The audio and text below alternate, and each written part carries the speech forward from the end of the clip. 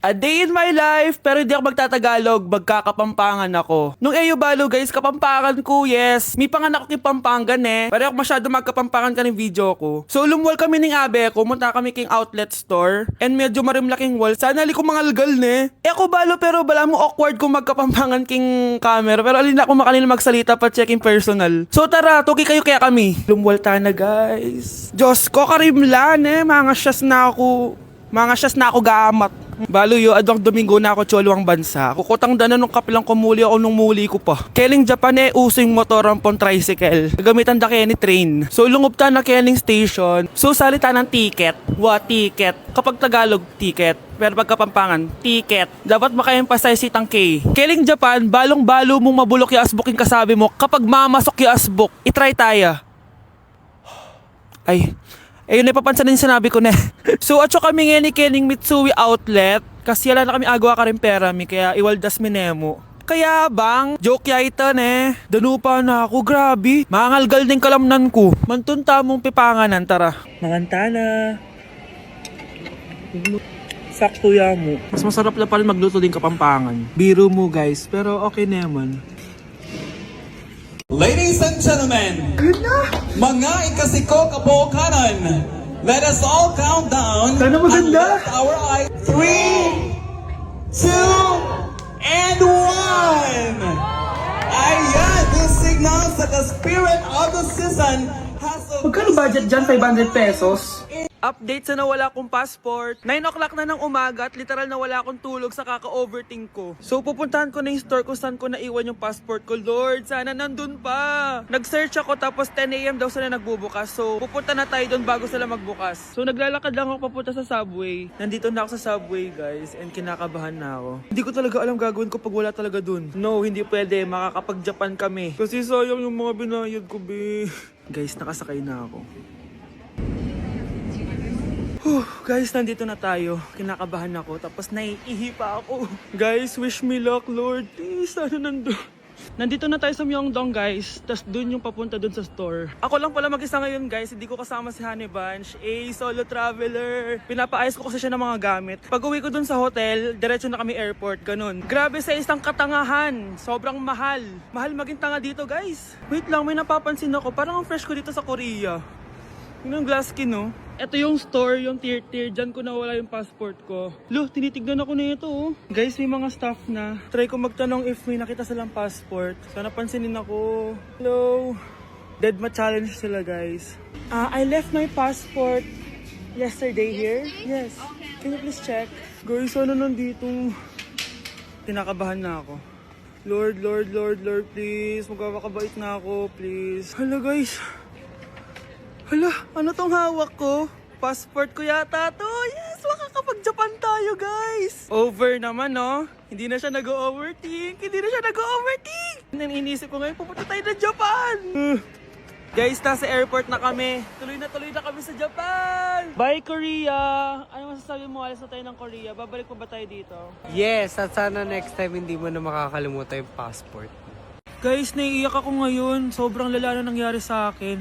Imagine, 8 AM yung flight namin mamaya ni Honey Bunch. Nandito pa kami sa Korea. Tapos, ang nangyari, oh my gosh, grabe. Sobrang nakaka-stress. Bumili kasi kami dito sa cosmetic shop na tier. Tapos, edi may mga tax refund siya. Edi binigay ko yung mga passport namin, ganyan. Yung kay Honey Bunch na balik. Tapos ako, ang tanga ko kasi na-distract ako kay ate kasi marunong siya mag-Pilipino. Siyempre na-entertain ako ganyan. So anong nangyari, inaya na ako umalis ni Honey Bunch. Hindi ko man lang napansin na hindi ko nakuha yung passport. Sobrang tanga. Kumain pa kami, naglibot-libot pa kami. Like hindi ko man napansin. Pauwi na kami papuntang hotel. 600 pesos yung booking. 10 minutes lang kami nakasakay, tapos chinek ko yung bag ko. Sabi ko, bakit walang passport dito? Wala yung passport ko. Tapos naalala ko, naiwan ko pala dun sa tier shop. Ay, kanina sobrang nanginginig ako. Sobrang gusto kong umiyak. Problema pa is hindi pa siya 100% sure kung sa theater na naiwan yun. Hindi doon talaga, sure ako na sa tier ko talaga siya naiwan. So kailangan ko ulit mag-rebook ng flight namin papuntang Tokyo. Ang mahal. Grabe, kasi bukas na agad. Ang worst case scenario pa dito, baka na-misplace nila or nabigay nila sa ibang customer. Shit. Pumunta kami sa police station dito, tinawagan nila yung mga staff kaso hindi na daw kaya. May tumutulong sa amin kanina kaso hindi na talaga siya pwedeng buksan. Ngayon pa talaga ako sinusubukan ng panahon kung kailan last day na namin. Like ngayon pa talaga siya nangyari. Kasi pag hindi ko nakuha yung passport, wala. Uuwi na talaga kami ng Pinas. Kailangan ko kumuha ng emergency passport. Kasi imagine, bayad ko na lahat ng hotel namin sa Japan. Kung di kami matutuloy dun, parang nagsayang lang ako ng pera. Guys, update ko kayo mamaya kung makukuha ko yung passport ko or kung matutuloy pa yung Japan trip namin. Sige, 50 pa. Malapit na. Oh, sige na. Last set na to. Ay, grabe. Ano ba? At least bumaba yung timbang niya, di ba? Napunta nga lang sa first floor. Kuya, sundan mo yan. Sige po, ma'am. Sinasabi ko na nga ba eh. May tinatago ka sa akin. Ayan, kuya! Huminto ka dito! Magloloko ka na nga lang sa matanda pa. Hoy, bayad mo! Humanda ka talaga sa akin.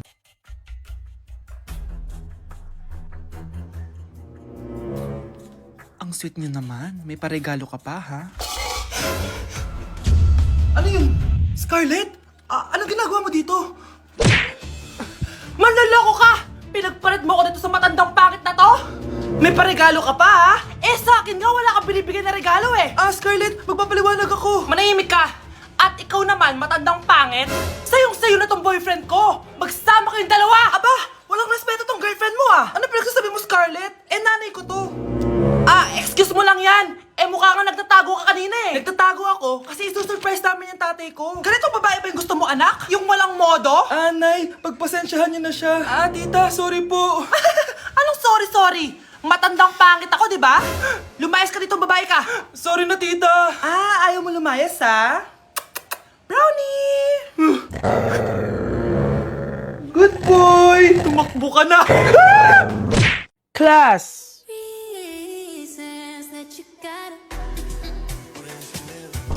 Pinakaniwala mo lang lahat. Or in fact, ako pa nga dapat yung magtanong sa'yo eh. Minahal mo ba talaga ako? Ang kapal ng mukha mo, minahal kita. Minahal kita ng sobra-sobra. Oh, you could take like going back to Honolulu just to get that Maui Wowie, that Maui. Sa tukubera sa bakubera. Brincadeira, brincadeira. Que fala. Diyos ko po, mas lang ako saglit eh.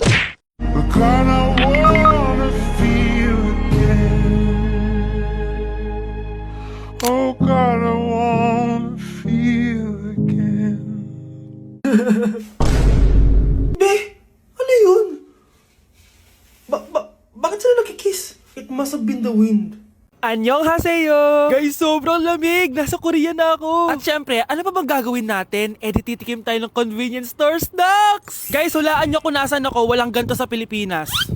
First time ko makakatikim ng mga pagkain sa convenience store dito sa Korea. Grabe, sobrang dami din pagpipilian dito. Guys, ito daw yung kinakain ni Jungkook sa live niya, so tikman natin kung masarap. Guys, simula bata daw si Jungkook, ito yung favorite niyang iniinom, so tikman din natin. Hala, si Jungkook! Akala ko na hospital ka. Resurrection, ang muling pagkabuhay. Annyeonghaseyo! Hala ka, may Korean guys, oh. May mga hotdog din, no? Tikman natin yung mga hotdog nila kung masarap.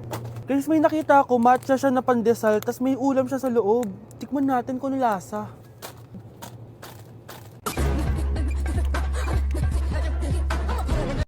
Charan! Tikman na natin sila, guys. Unahin na natin to favorite snack ni Jungkook. Kancho daw yung pangalan nito, guys. Tikman na natin. Sarap! Honey Bunch! And syempre, di natin pwedeng tikman yung wala si Jungkook. Jungkook imnida. Gets ko na kung bakit favorite ni Jungkook. Ang sarap na, guys! May kinuha si Honey Bunch kanina, pero parang ang sarap, oh. So, tikman din natin. Ito yung tsura niya. Parang sarap. Manghang. Masarap siya. 7.5 out of 10. May mas masarap pa sa iba. So, inom muna tayo. Tikman natin to favorite drink ni Jungkook. Lasang banana. Pero hindi siya masyadong matamis, which is I like. 8.5 out of 10 to sa akin. So, next naman natin tong hotdog.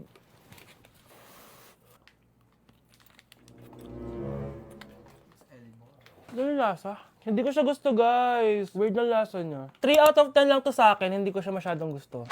Next natin tong dried pusit. So, ganito yung itsura niya, guys. Matigas siya. matigas. Baka niluluto pa to. Eh, grabe. Alam mo yung mga ginangat-ngat ng aso? 1 out of 10, hindi ko siya nakain, tapos wala rin siya lasa. Next natin to matcha na siopaw na may ulam sa loob. Unang kagat, guys. Akala ko sobrang dami laman, di siya katulad ng picture, oh. Pero masarap siya. Alam ko yung kalasan niya, yung bola-bola, ganun. I'll give it 8 out of 10, kasi masarap naman siya. Second to the last natin, itong curry crispy roll. Curry? May curry nga talaga siya. Ganito yung tsura niya, guys. Uy, ang sarap! Magugustuhan mo siya. Oo nga. Guys, masarap siya. 9.5 out of 10 to sa akin. Okay guys, last natin. Magkukurya ba tayo na hindi nakakatikim ng buldak? Guys, natatakot ako kasi maanghang talaga to.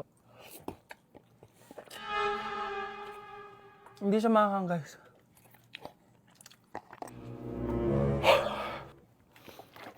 Bibigyan ko to ng 8 out of 10. Masarap naman siya kasi sobrang anghang niya. So yun lang naman guys. Kung gusto nyo ng part 2, mag-comment lang kayo dyan at gagawin natin yan. So, bye-bye! Are you liking this song so far? If so, this opportunity maybe for you, maybe for you, maybe for you, you. Arizona B is for Vegas models. Manonood ako ng horror? Comedy na lang, puro ka horror, nagmumukha ka ng multo. Eh di wag ka manood, basta horror ang papanoorin ko. Comedy nga, para masaya. Aba, pati yan pag-aawayan nyo? Ako na lang manonood. Ayan, comedy pa kasi gusto mo. Nakakatawa kasi yung mukha mo. Nayo! Anak, saan niyo gusto pumunta sa Sabado? Sa Baguio, Nay, para malamig tapos maraming strawberry. La Union na lang tayo, Nay, para sa beach tayo tapos picture-picture tapos kain tayo ng seafood. Ano ba talaga? Baguio, Nay, La Union. O sige, magkanya-kanya na lang tayo, ha? Mga anak, bibili ako ng pagkain. Ano gusto nyo? Jollibee Cheesy Yum Burger! Abay, mala! Nagkasundo kayo ah! Gaya-gaya! Bias ko yun eh. Bias ko din yan. Pero narinig ko na may bagong special Cheesy Yum Burger at gusto ko itry. O sige mga anak, wait nyo ako ha. Mga anak, kain na! Sarap pa rin na itong original Cheesy Yum Burger for me. Ang beefy lang hap sarap patty with cheese and classic yum sauce ng Jollibee. Bias talaga! Wow! Kakaiba yung atake na itong special cheesy yum burger. Pang bias wrecker. May beefy lang hap sarap patty at cheese na nga. Meron pang crunchy pickle, onions, and ketchup. Oh, akala nyo kayo lang? Meron din ako niyan. Di talaga magpapatalo si nanay, oh. True. Good morning, class! Good mood si ma'am ngayon na. Sana good mood lang siya gang mamaya. Bago tayo mag-start, mag-pray muna tayo, okay? Sino gusto mag-lead? Di ako marunong niyan, ikaw na lang. Lalo na ako. Di nga ako sumisimba eh. Wala. Pag walang pumunta sa harap, lahat kayo ia-absent ko! Bes, ikaw na lang. Ma'am, ako na lang po. Madali naman pala kayo kausap eh. Okay, class. So, dito na nagtatapos sa lesson natin. Oh, may 1 oras pa pala tayo eh. Sige na, i-dismiss ko na kayo. Yes! Be, tara gala tayo. Tara be, buti na lang talaga dinismiss tayo agad. Aba, excited? Uwing-uwi? Ayaw niyo siguro sa subject ko, no? Maghihintay kayo hanggang 4 p.m. dito! Walang uuwi! Grabe naman yung mood swing ni ma'am. Nakakainis. I love you too.